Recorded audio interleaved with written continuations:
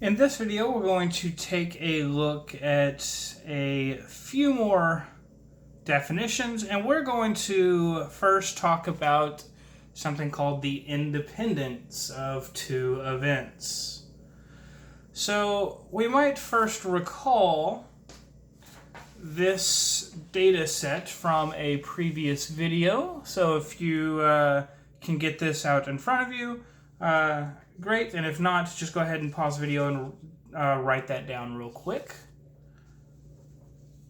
And so with that information, we can recall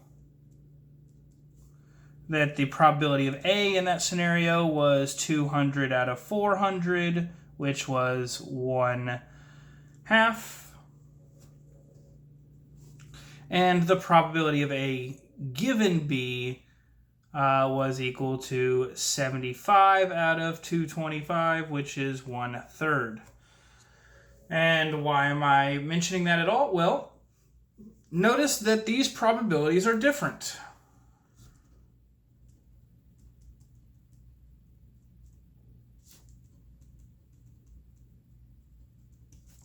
So these probabilities are different, and really what this says is that knowing that somebody bought a computer changes the probability on whether somebody bought a TV.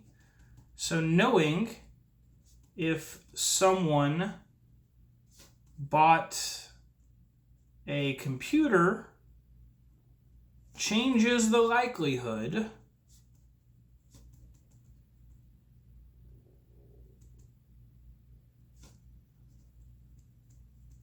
that that person bought a TV.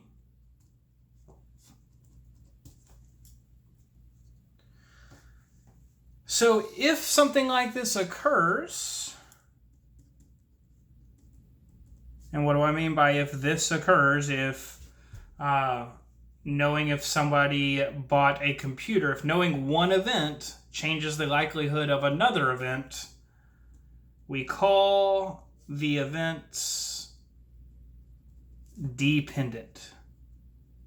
So that is the definition of dependent events.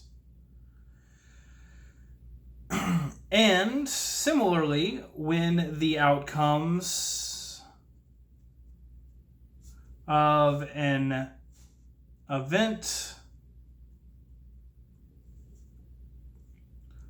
does not depend on another, we call those events independent.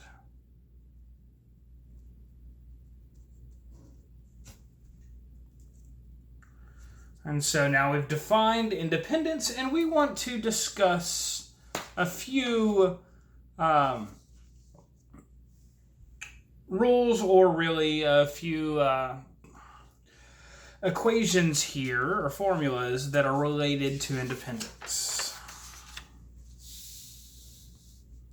So we can say this, and that is that two events, A and B, are independent if and only if probability of A given B is equal to the probability of A, right? And if we're saying the probability of A given B is equal to the probability of A, that means that knowing B did not change the probability that A occurred. Okay? So let's look at an example, just to drive this idea home and make sure we understand what is going on. Let's consider two situations where we roll a fair 6-sided die, and we roll, or flip, the other thing that occurs is we flip a coin, a fair coin, so a 2-sided coin here with heads and tails. Let's consider the two events. A is roll a 3, and B is flip a tails. To understand what is going on here, let's remind ourselves of a previous definition, and that is that we can write out what the sample space is, right? And so what is our sample space? Our sample space is a list of all possible outcomes of these two things here. And so rolling a fair six-sided die and flipping a coin, we get 12 possible outcomes. What are those? Well, we could flip a heads and roll a 1, flip a heads and roll a 2, and so on down the list. Or we can flip a tails and roll a 1, and so on down the list, flipping tails. Now, what is the probability of A here? What is the probability that we roll a 3? Well, there are 12 total outcomes, and 2 of those do we roll a 3. So this is, 2 out of 12, or in other words, 1/6. What is the probability of A given B here? So what's the probability that we roll a 3 given that we flip a tails? Well, then we reduce our sample space to flipping a tails. Probability we roll a 3 out of that was 1 out of these 6. So notice we get 1/6 in both cases. So the probability of the events A and B, which is roll a 3 and flip a tails, are independent.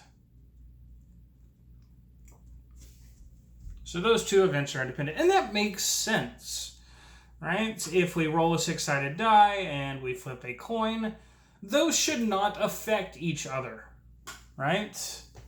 If we flip a coin, that does not change what we rolled on the dice.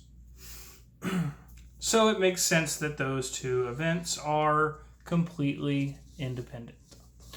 There are 2 more topics that we want to cover in this video. And really quickly, we'll write the next one down. That is the general multiplication rule.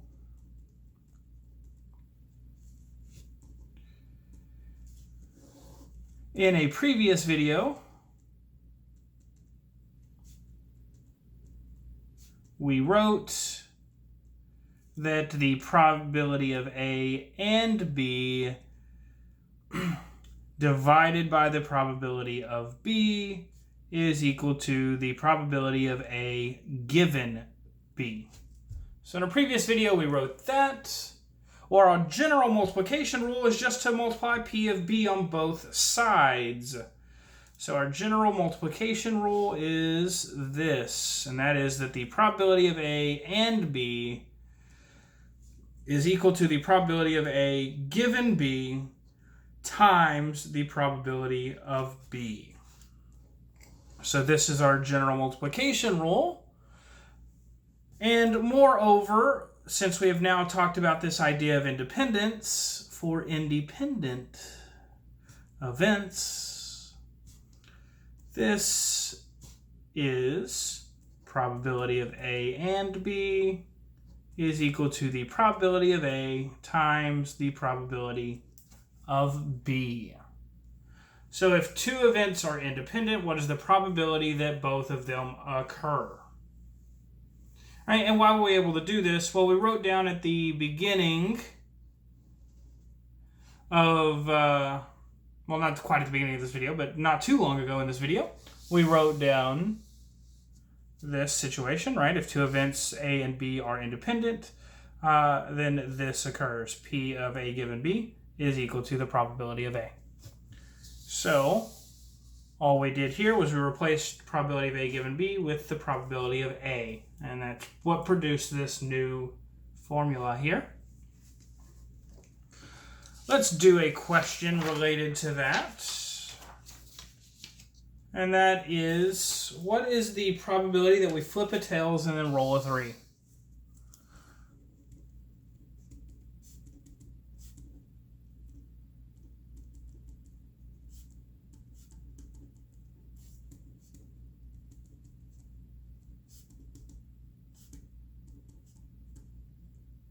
What is that probability. Oops, sorry. So what is this probability that we flip a tails and then roll a 3? Well, these two events are independent, and we just wrote the formula we should use, which is the probability of A times the probability of B.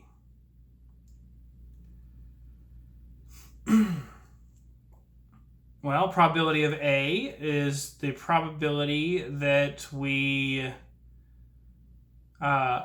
roll a 3. That was a 1 out of 6. And the probability of B was flip a tails was a 1 out of 2, which gives us 1 out of 12. And that was true, right? If we look back at our sample space, if you take a look back at that sample space, 1 out of the 12 events did you both flip a tails and roll a 3. So we get the probability that we should expect here. So again, if two events are independent and we want to know what the probability of A and B, what the probability of both occur, we just multiply the probabilities of each of them individually. Okay. Now, our last thing to write in this video is the marginal probability using the general multiplication rule.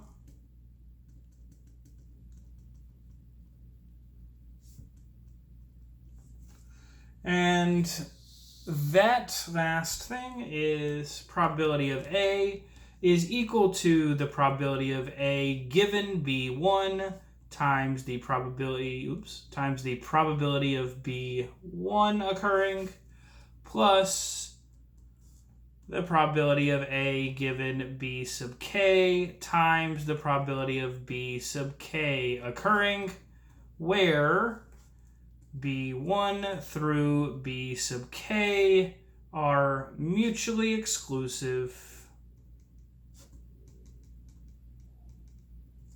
and collectively exhaustive.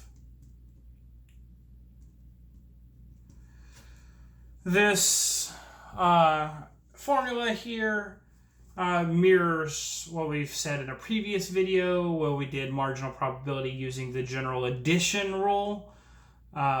So it should look very similar, except now we've broken up this probability of A based on our multiplication rule instead of addition rule.